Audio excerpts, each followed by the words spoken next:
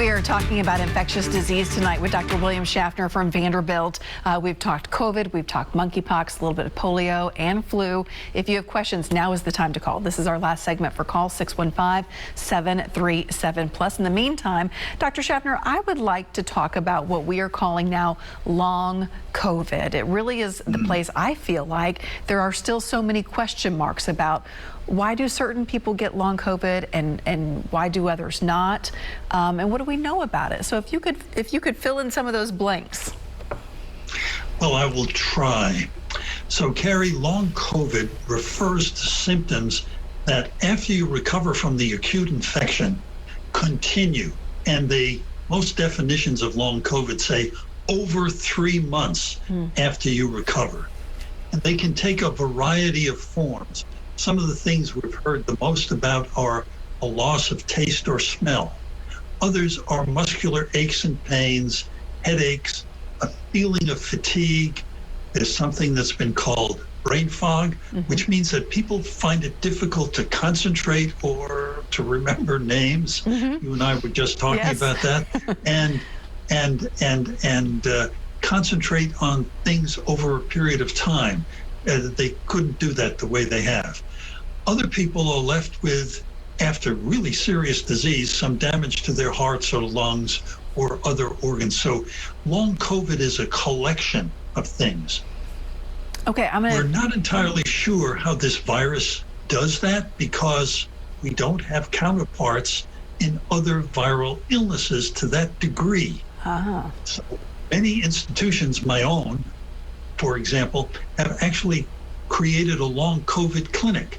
So patients come in and the doctors and nurses and everybody else is working to understand this better and to help symptomatic relief. One of the optimistic things is many people get better in a slow, stepwise fashion over time. They may not all recover completely, but there is a gradual uphill progress, and that's a very, very good thing. So we're having to learn scientifically how it is the virus creates this kind of damage that results in the long-term symptoms, because we'd like to learn how to prevent it. And in the meantime, we're learning how to better care for the patients so that they can function better in their day-to-day lives. That's so important. Helen's on the line right now. Helen, we have about 4 minutes, so go ahead with one of your questions. I would like to ask Dr. Schaffner how long the swab will last after someone swabs the nose if it isn't tested. Is that swab testable the next day? Now, Helen, I didn't quite hear your question. Carrie, could you repeat it a little bit? I think she's asking, and Helen, correct me if I'm wrong here, that if someone, for COVID, if someone were to swab the nose but not test it immediately, can you still use that swab the next day to test? Would it be accurate? Yes. That's really not a good idea because the tests were designed to have that swab immediately go into the testing. So I can't tell you. I would expect that the accuracy of the test would diminish over time. So as it says in the test instructions, if you open up the page, do exactly what we say here and the test will work as designed. Good deal. Helen, thank you for calling in tonight. I'm going to jump to our next caller here. John, we have about 2 more minutes, so go ahead. I understand you have a question about polio. Here and the test will work as designed. Good deal. Helen, thank you for calling in. John, you got to listen to your phone and turn down that TV for me if you can. Okay. Okay, go ahead. Yeah, I switched the phone back over. Let me get back over on here. Nope, that's what we want. You want you on the phone, not the TV. Off the TV. I'm off the TV. Okay. All right. I had polio in 1950. That's what we want. You want Yeah. Okay, I need to get shut up.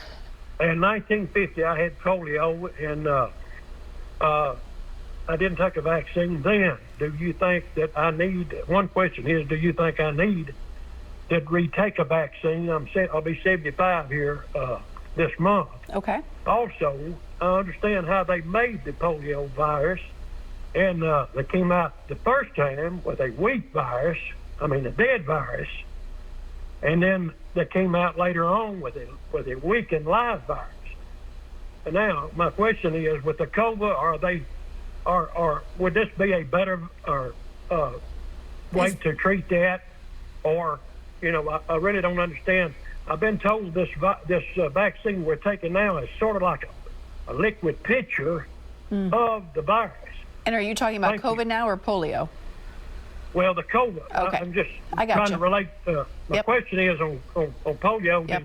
What does he think I need to just Yeah. go ahead and be all right, or do I need to be re-inoculated for polio? Okay. Yeah. I'm going to hang up so you can listen to your The way they TV. deal with the polio virus is what I was talking about. Yeah. Okay, I got you. With We're running COVID, short on maybe time, take it so I'm to gonna hang up on you there, John, so we can get your questions answered before we have to wrap. We've got 1 minute. So, should he be revaccinated for polio? He doesn't need to be revaccinated against polio. We think polio vaccine, if you got a complete series initially, should give you very, very long-term protection. So that's very good. And then let me say also, the initial polio vaccine that was used here and around the world was that one that we put on a sugar cube and took down in our mouths, etc. We changed to an injectable vaccine. That's the only vaccine you can get now.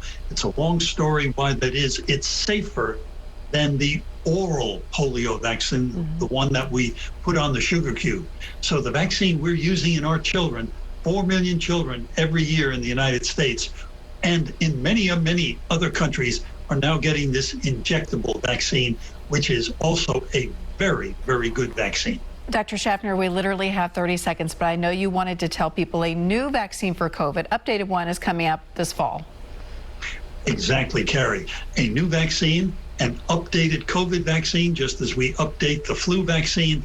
And I would like everyone to stay tuned for the recommendations.